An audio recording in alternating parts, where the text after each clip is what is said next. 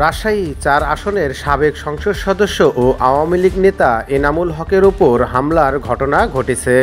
রাজশাহী কেন্দ্রীয় কারাগারের ভেতরে তাকে ব্যাপক মারধর করা হয়। গ্রেপ্তারের পর তিনি কারাগারে যে সেলে আছেন ওই সেলে থাকা কয়েকজন কয়েদি তার উপর হামলা চালানো হয়েছে বলে কারা সূত্র নিশ্চিত করেছে।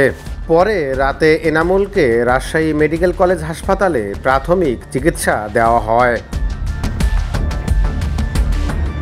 রাজপাড়া থানার এসআই কাজল নন্দী জানান, রাতে সাবেক এমপি এনামুল হককে কারাগার থেকে রামেক হাসপাতালে নিয়ে আসা হয়। তখন তিনি জানিয়েছেন কারাগারের ভিতরে তার উপর কয়েকজন কয়েদি হামলা করেছেন।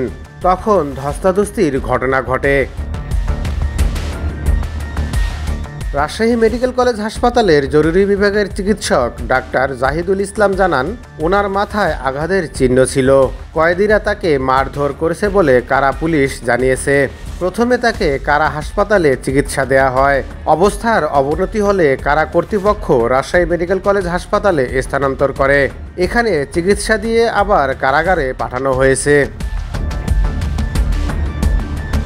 গত 23 সেপ্টেম্বর সাবেক এমপি এনামুল হকের জামিন নামঞ্জুর করে কারাগারে পাঠান রাজশাহীর সিনিয়র জুডিশিয়াল ম্যাজিস্ট্রেট প্রথম আদালতের বিচারিক হাদিউজ্জামান।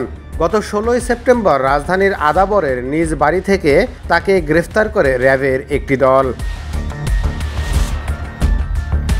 পুলিশ জানায়, গত 5 আগস্ট বাগমারার ছাত্র জনতার আন্দোলনে হামলা ও বিস্ফোরণ দ্রব্য আইনের মামলায় গ্রেফতার দেখিয়ে এনামুল হককে আদালতে হাজির করা হয়। এ সময় আসামিপক্ষের আইনজীবীরা এনামুলের জামিন আবেদন করেন। শুনানি শেষে আদালত পুলিশের উপস্থাপন ও বর্তমান পরিস্থিতি বিবেচনায় তার জামিন নামঞ্জুর করে তাকে কারাগারে পাঠানোর নির্দেশ দেন।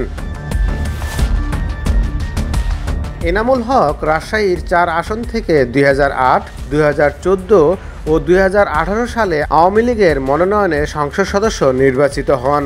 তবে 2024 সালে মনোনয়ন না পেয়ে স্বতন্ত্র প্রার্থী হয়ে পরাজিত হন।